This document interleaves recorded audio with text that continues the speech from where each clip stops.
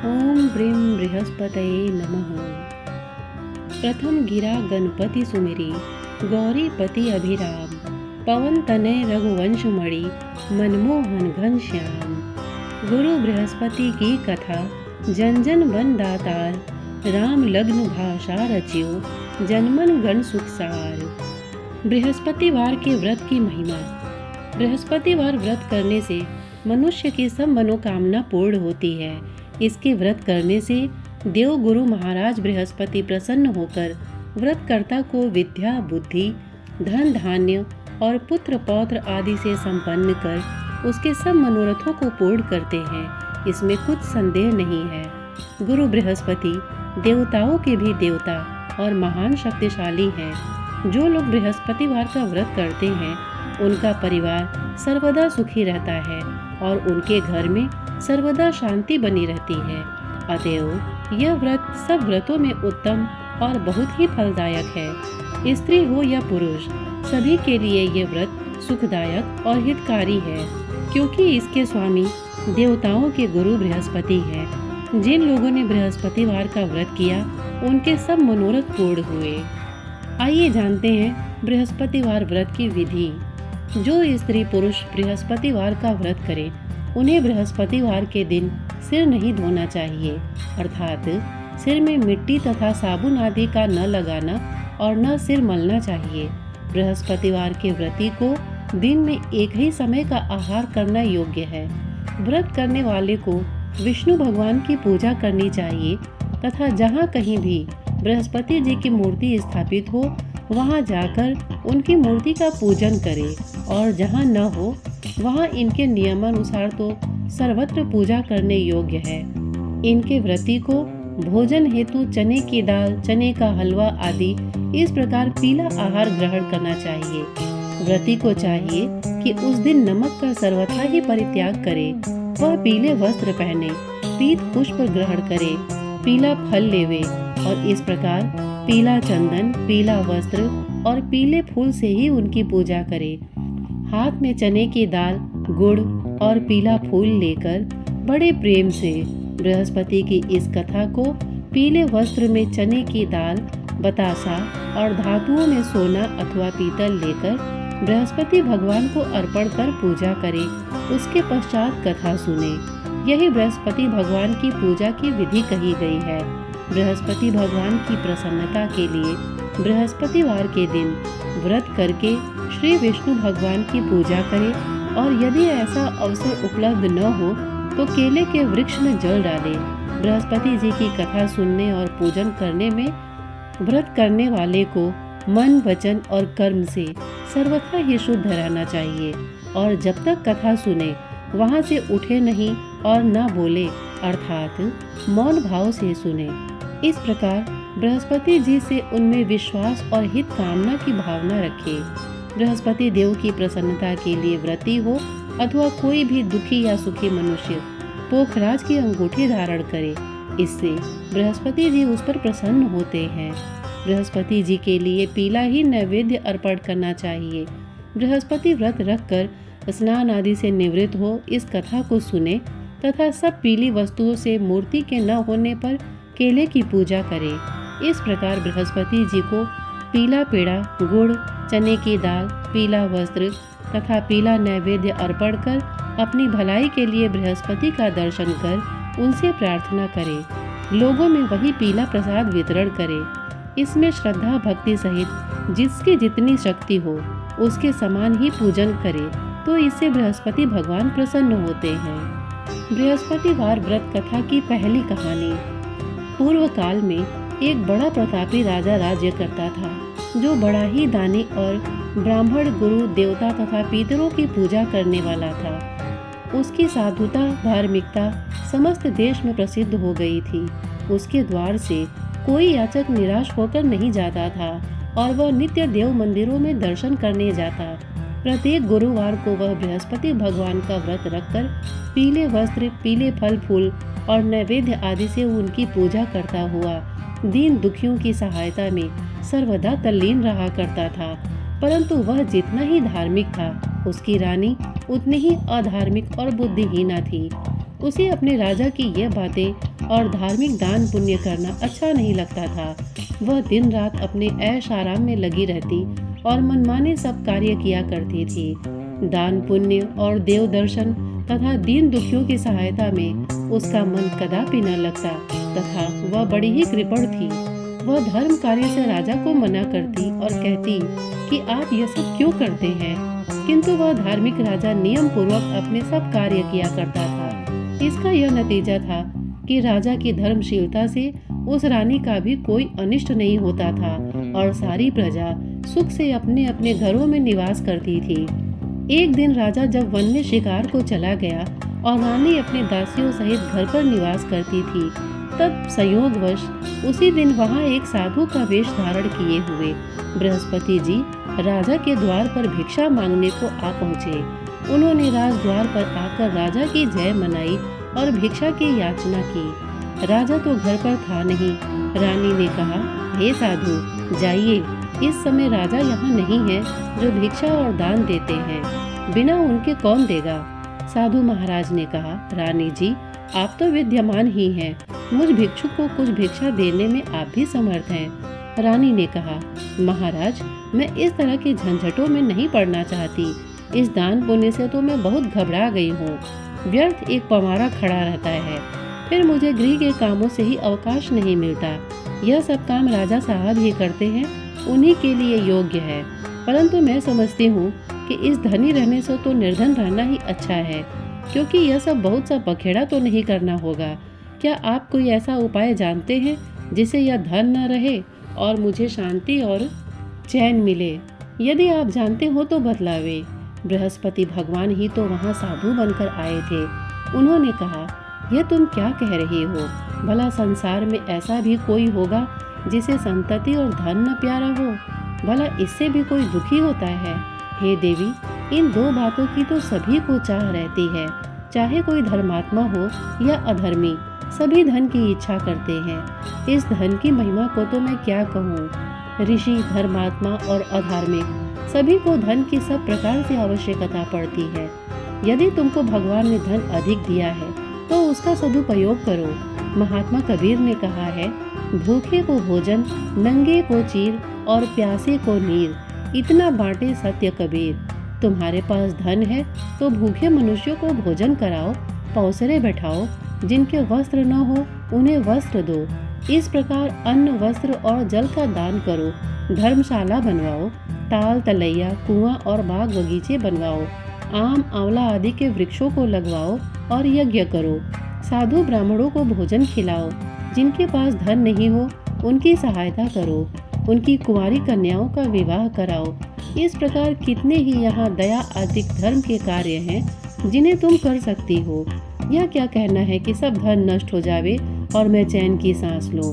मैं तो सर्वप्रथम आपको यही कहूँगा कि आप इस प्रकार के कर्मों से अपने कुल और नाम को उज्जवल कर लो, इस मनुष्य जन्म को सार्थक कर लो। मनुष्य के अच्छे कर्म ही उसके लोक परलोक में सहायक होते हैं और अंत में जब शरीर त्याग करता है तब स्वर्ग को जाता है। वहाँ उसे नाना प्रकार के सुखों की प्राप्ति होती है। परंतु साधु महात्मा की इस बात का उस रानी पर कोई प्रभाव न पड़ा। उसने कहा, नहीं महाराज, मुझे इतना धन नहीं चाहिए जिसे मैं इतना यत्न करके उठाऊं और रखूं तथा उसे फिर दान दे डालूं, अथवा आपने जो कहा इतना पाखंड करो। मुझे तो यूं ही समय नहीं मिलता और सारा समय इसी में नष्ट हो जाता है। महात्मा ने फिर कहा, हे देवी, बड़े दुख की बात है जो तुम अपना ऐसा विचार प्रकट करती हो। अच्छा, यदि तुम्हारी यही इच्छा है तो सुनो। अब मैं तुम्हें जैसी युक्ति बतलाता हूँ वैसा ही करो, इससे तुम्हारी यह इच्छा पूर्ण हो जाएगी। बृहस्पतिवार के दिन तुम अपने सब घर को लिपवा दिया करो। स्नान करने के पहले अपने सिर के बालों को अच्छी तरह धोकर तब स्नान किया करो। तुम्हारा राजा बृहस्पतिवार के दिन बाल बनवाया करे और भोजन में मांस मदिरा का सेवन किया करे तथा धोबी को बुलाकर वस्त्रों को धुलने के लिए दिया करो। 7 बृहस्पतिवार को यदि तुम ऐसा कर सकोगी तो तुम्हारा यह धन नष्ट हो जाएगा, इसमें कुछ संशय नहीं है।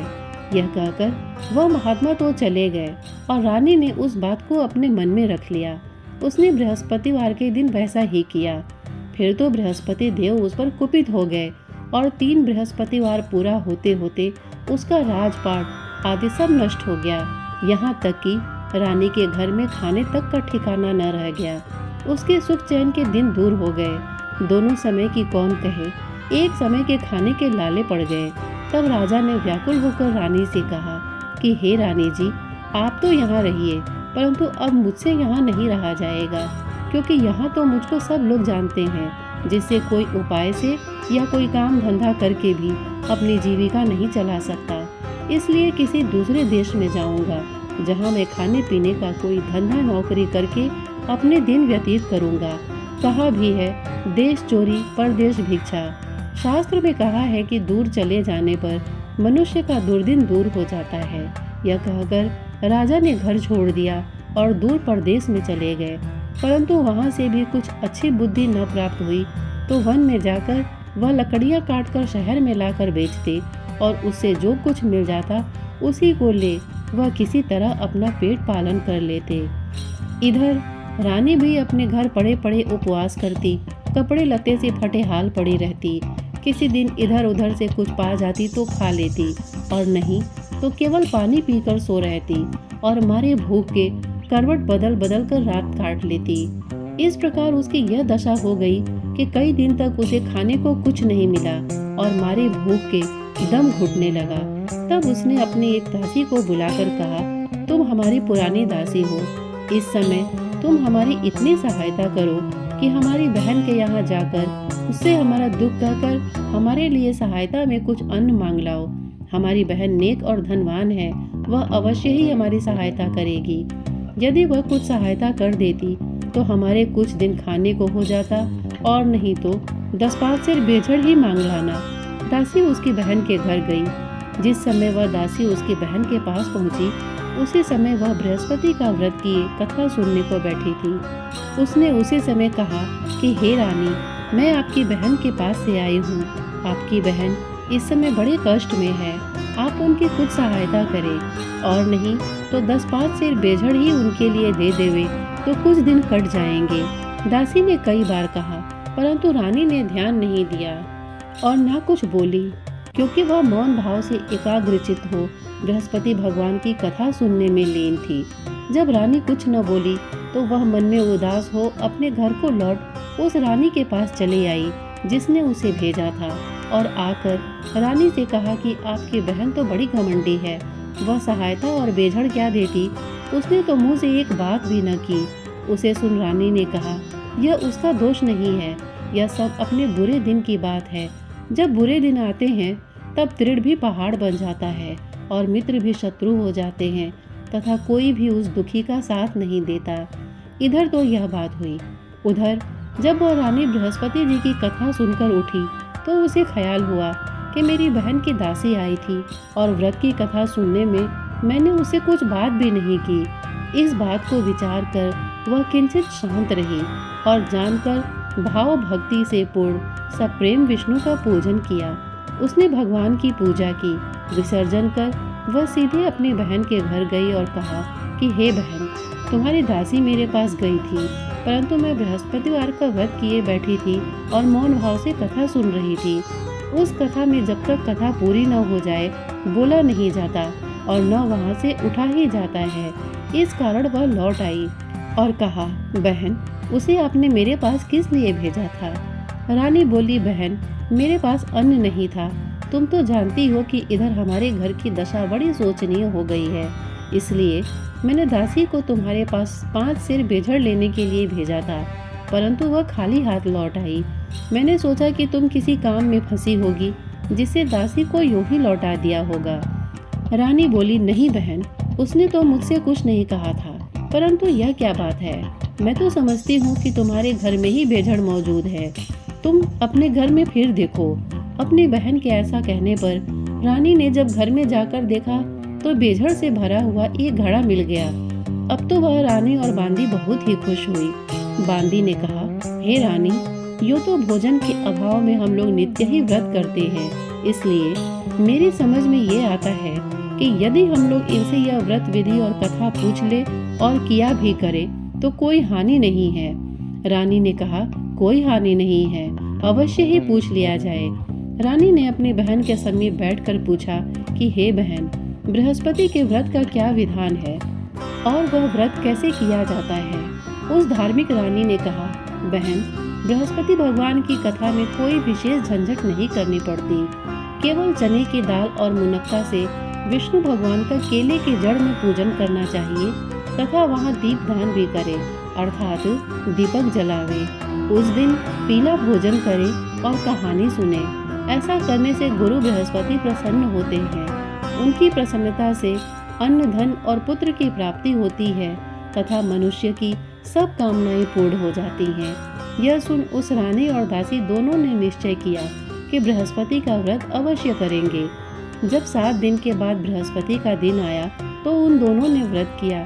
तब चना और गुड़ कहाँ मिले, इसके लिए उन्होंने घुड़साल में प्रवेश किया और वहां से जाकर चना और गुड़ बीन कर ले आई और उस चने की दाल बीन कर गुड़ सहित जाकर केले की जड़ में विष्णु भगवान की पूजा की। इस प्रकार उन्होंने व्रत कर लिया, परंतु पीला भोजन कहाँ से प्राप्त हो। बेचारी रानी और दासी दोनों ही बड़ी दुखित हुई। परंतु व्रत के प्रभाव से भगवान बृहस्पति तो बड़े ही प्रसन्न थे, इसलिए थालों में पीला भोजन लिए भगवान स्वयं उपस्थित हुए और दासी को देकर बोले, यह तुम्हें और तुम्हारी रानी दोनों के लिए है, अब इसी को भोजन करना। दासी प्रसन्न हो वह भोजन रानी के पास ले गई और सब बातें कहकर भोजन दिया। बांदी और रानी दोनों ने बड़ी प्रसन्नता से भोजन किया। फिर तो वह हर बृहस्पतिवार को व्रत रखती और देवगुरु बृहस्पति के लिए भगवान विष्णु की पूजा करती। इस पूजा से वह फिर रानी हो गई। उसके घर में ज्यों के त्यों सारी संपदा भर गई और दासी भी बड़ी धनवान हो गई। परंतु ब्रह्मा के लेख और कर्म की रेखा को मिटाना बड़ा कठिन होता है। रानी फिर आलसी हो गई। तब दासी ने कहा, देखो रानी, तुम पहले भी इसी प्रकार आलस्य करती थी, जिससे सब कुछ नष्ट हो गया। बहुत परिश्रम के बाद तुम्हारे ये सुदिन लौटे हैं। अब फिर वही आलस्य न करो। दीन जनों को दान देकर सब पुण्य कर्म करो। भूखों को भोजन और प्यासों को पानी दो। पौसरे बिठाओ। ब्राह्मणों को दान, मान, सम्मान और भोजन दो। रानी ने फिर खूब सुकर्म किया और उसका यश फैल गया। वह अपने पति राजा के लिए चिंता में पड़ी कि राजा कैसे होंगे। उसने गुरु बृहस्पति से राजा के मिलने की प्रार्थना की। भगवान ने रात्रि में राजा को स्वप्न दिया। राजा प्रातः काल होते ही अपने देश को चला। मार्ग में उसकी बृहस्पति से भेंट हो गई। उन्होंने राजा से अपना व्रत करने को कहा। व्रत में चने की दाल, गुड़ और केले के वृक्ष में भगवान विष्णु की पूजा करने को कहा। राजा ने कहा, मैं तो लकड़हारे का काम करता हूँ, इतना पैसा कहाँ पाऊंगा जो यह सब विधि विधान से करूंगा। साधु के वेश में आए बृहस्पति ने कहा, अगले बृहस्पतिवार को व्रत करके तुम देखो तो सही, तुमको रोज से दुगुना धन मिलेगा। एक और कहानी। पूर्व काल में एक बड़ा ही गरीब ब्राह्मण था। उसको कोई संतान न थी, कारण कि उसकी स्त्री बड़ी मलिन स्वभाव की थी। प्रातः सोकर उठते ही वह सर्वप्रथम भोजन करती, फिर दूसरा कार्य करती। यह देखकर वह ब्राह्मण बड़ा दुखी रहता। कुछ समय बाद उसकी स्त्री को एक कन्या उत्पन्न हुई। वह कन्या एक कन्या रत्न थी। वह कन्या ज्यों-ज्यों बड़ी हुई, उसका स्वभाव निखरता गया। नित्य प्रातः उठते ही नित्य कर्म, स्नान आदि करती और भगवान विष्णु की पूजा के साथ प्रति बृहस्पतिवार को गुरु बृहस्पति का व्रत भी किया करती थी। जब वह विद्यालय में पढ़ने जाती तो अपने हाथ में एक मुट्ठी जौ भर के ले जाती और मार्ग में डाल देती। उसके सब जौ सोने के हो जाते और जब वह पढ़कर लौटती तो उन्हें बीन कर अपने घर ले आती थी। एक दिन वह बालिका जौओं को सूप में रखकर फटकने लगी। तब उसकी माँ ने कहा, बेटी, सोने के जौओं को फटकने के लिए सोने का सूप भी होना चाहिए। उसके दूसरे बृहस्पति का दिन पड़ता था। उसने नित्य की भांति गुरु बृहस्पति का व्रत किया और एक मुट्ठी जौ ले जाकर मार्ग में छींट दिया तथा कहा कि हे गुरु, यदि मैं सच्चे मन से आपका व्रत करती हूँ तो उसके प्रताप से आप एक सोने का सूप भी दे दीजिए। जब वह कन्या पाठशाला से लौटकर जौ बिटोरने लगी तो गुरु बृहस्पति की कृपा से उस दिन उसे सोने का सूप भी मिल गया। दूसरे दिन जब वह कन्या सोने के सूप में उन सोने के जौओं को फटक रही थी तो उस शहर का राजकुमार उधर से आ निकला। वह उस कन्या को देख और उसके रूप, शील एवं गुणों को देखकर उस पर मोहित हो गया और अपने घर पर आकर बीमारी का बहाना करके लेट गया। जब यह समाचार उसके पिता को मिला तब रानी ने आकर उससे उसकी बीमारी का कारण पूछा तो राजकुमार ने बताया कि मुझे कोई रोग या कष्ट नहीं है, मैं केवल यही चाहता हूँ कि जो राजकन्या सोने के जवों को सोने के सूप में फटक रही थी उससे मेरा विवाह हो जाए। राजा ने राजकुमार को समझा बुझाकर शांत किया और कहा कि मैं पता लगाकर उसी कन्या से तुम्हारा विवाह कर दूंगा।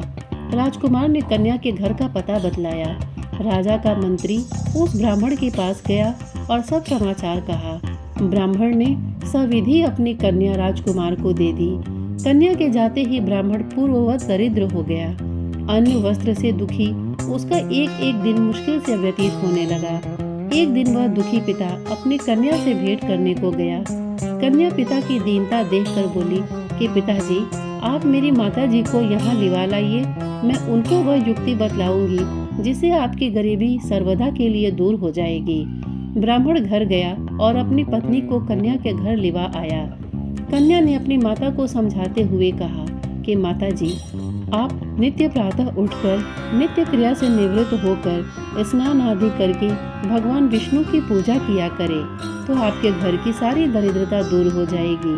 परंतु उसने ध्यान नहीं दिया और पहले के भांति उठकर बच्चों का जूठन खा लेती थी। यह सब सुनकर पुत्री को बड़ा दुख हुआ तो उसने जाकर अपनी माँ को काल कोठरी में बंद कर दिया और प्रातः निकालकर स्नान, पूजा पाठ आदि कराया।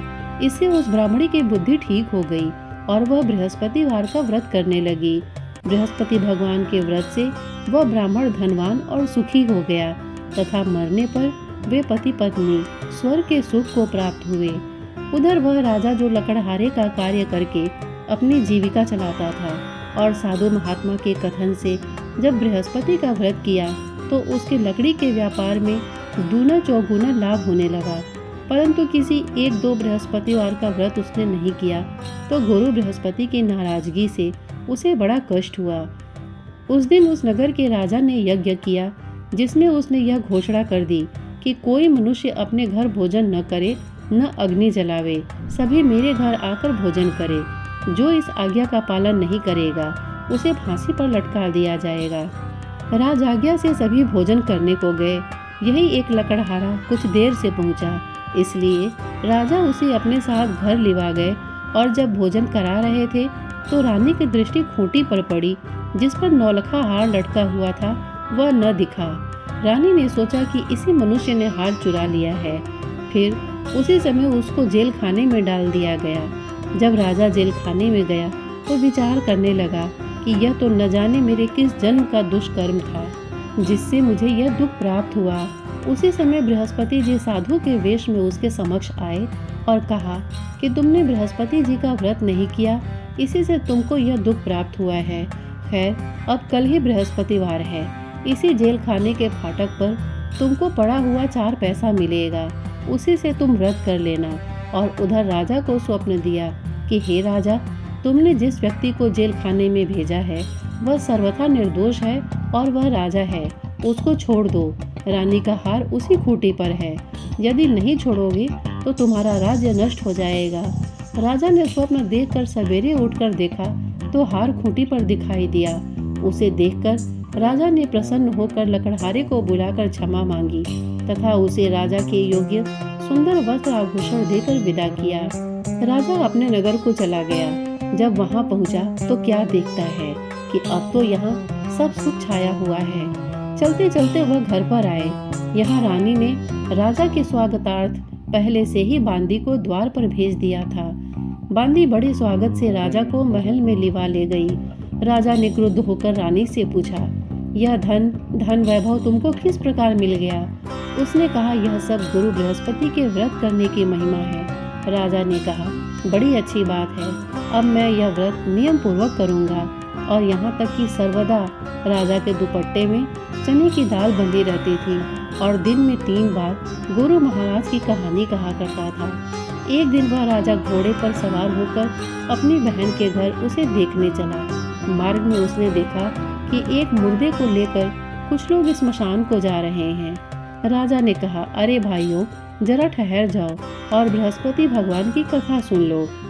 उसे सुन उन सबों को बहुत आश्चर्य हुआ, परंतु राजा ने कह सुनकर सबको रोक लिया और कहानी आरंभ की। जब कहानी आधी पहुंची तो मुर्दा हिलने लगा और कहानी ज्यों ही समाप्त हुई कि वह राम राम कह के उठ खड़ा हुआ। राजा वहां से आगे बढ़ा तो एक किसान जो हल जोत रहा था, राजा ने उसे कहानी सुनानी चाहिए तो उसने कहा, वाह, मैं अपना हल चलाऊं कि तुम्हारी कहानी सुनूं। राजा ज्यों ही आगे बढ़ा कि उसके हल के बैलों में से एक बैल पछाड़ खाकर गिर पड़ा और उसके पेट में भयंकर दर्द होने लगा।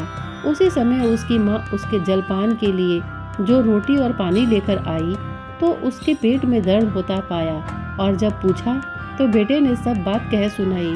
बुढ़िया ने दौड़कर उस घोड़सवार राजा को बुलाया और कहा कि मैं आपकी कहानी सुनूंगी, मुझे सुनाओ। राजा बुढ़िया के खेत पर कहानी सुनाने को लौट आया और जो ही कहानी कहने लगा कि उस किसान का बैल उठ खड़ा हुआ तथा किसान के पेट का दर्द भी बंद हो गया। राजा अपने बहन के घर आया। बहन ने उनका बड़ा स्वागत किया। समाचारों के आदान प्रदान तथा परस्पर वार्तालाप करते हुए सुख से सोकर सबने रात्रि व्यतीत की। दूसरे दिन सवेरा होने पर राजा उठा तथा अन्य सभी लोग उठकर अपने अपने कामकाज में लगे। तब राजा, जो गुरु बृहस्पति का बड़ा ही भक्त था, उसने अपनी बहन से कहा कि हे बहन, बृहस्पति की कथा किसी ऐसे मनुष्य को सुनाना चाहता हूँ जिसने भोजन न किया हो। बहन ने कहा, भैया, यहाँ बहुत तड़के ही सब लोग भोजन कर लेते हैं, फिर भी मैं तलाश करती हूँ। उसने देखा कि पड़ोस में जो कुम्हार रहता है उसका बेटा बहुत बीमार था, जिससे 3 दिन से उसके घर वालों ने मारे दुख के भोजन नहीं किया था। रानी ने कुम्हार से कहा कि तुम मेरे भाई से गुरु बृहस्पति की कहानी सुन लो, क्योंकि तुम लोगों ने अभी तक भोजन जलपान कुछ भी नहीं किया है। कुम्हार ने कहा, ठीक है। राजा से कहानी सुनने को आया। राजा ने उसके घर जाकर बृहस्पति की कहानी सुनाई।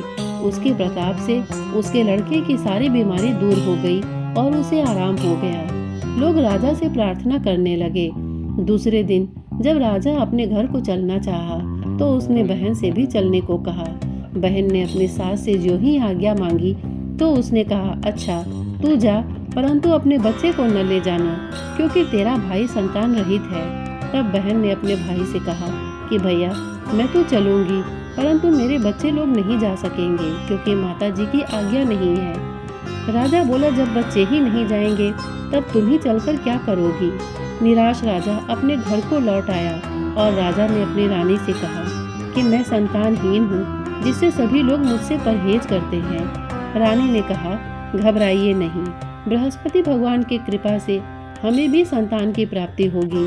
फिर तो उसी रात्रि में राजा को संतान प्राप्त होने के लिए स्वप्न हुआ। रानी गर्भवती हुई और ठीक 9वें महीने में उसे पुत्र की प्राप्ति हुई। रानी की बहन भी आ गई और वे सब लोग जो उनके संतानहीन होने से घृणा करते थे, वे लज्जित हुए और घर आकर खान पान में सम्मिलित हो राजा रानी को बधाई देने लगे। इस प्रकार बृहस्पतिवार का व्रत करने से गुरु बृहस्पति मनुष्य की सब कामनाएं पूर्ण कर देते हैं। बोलो बृहस्पति भगवान की जय। हिंदू धर्म में बृहस्पति देव को सभी देवताओं का गुरु माना जाता है। गुरुवार के व्रत में व्रत कथा सुनने के बाद बृहस्पति देव की आरती करने का विधान माना जाता है। गुरु बृहस्पति देव की आरती। जय बृहस्पति देवा, ओम जय बृहस्पति देवा। छिन छिन भोग लगाऊं, कदली फल मेवा। ओम जय बृहस्पति देवा। तुम पूर्ण परमात्मा, तुम अंतर्यामी, जगत पिता जगदीश्वर, तुम सबके स्वामी। ओम जय बृहस्पति देवा। चरणामृत निज निर्मल, सब पातक हरता, सकल मनोरथ दायक, कृपा करो भरता। ओम जय बृहस्पति देवा। तन मन धन अर्पण कर, जो जन शरण पड़े, प्रभु प्रकट तब होकर आकर द्वार खड़े। ओम जय बृहस्पति देवा, दीन दयाल दयानिधि, भक्तन हितकारी, पाप दोष सब हरता, भव बंधन हारी। ओम जय बृहस्पति देवा, सकल मनोरथ दायक, सब संशय हारी, विषय विकार मिटाओ, संतन सुखकारी। ओम जय बृहस्पति देवा, जो कोई आरती तेरी प्रेम सहित गावे, जेठानंद आनंद कर सो निश्चय पावे। ओम जय बृहस्पति देवा, जय बृहस्पति देवा, ओम जय बृहस्पति देवा। छिन छिन भोग लगाओ, कदली फल मेवा। ओम जय बृहस्पति देवा। सब बोलो विष्णु भगवान की जय, बोलो बृहस्पति देव भगवान की जय। श्रोतागण, इतने धैर्य से इसे सुनने के लिए आपने अपना बहुमूल्य समय दिया, इसके लिए आपका बहुत बहुत धन्यवाद। नमस्कार।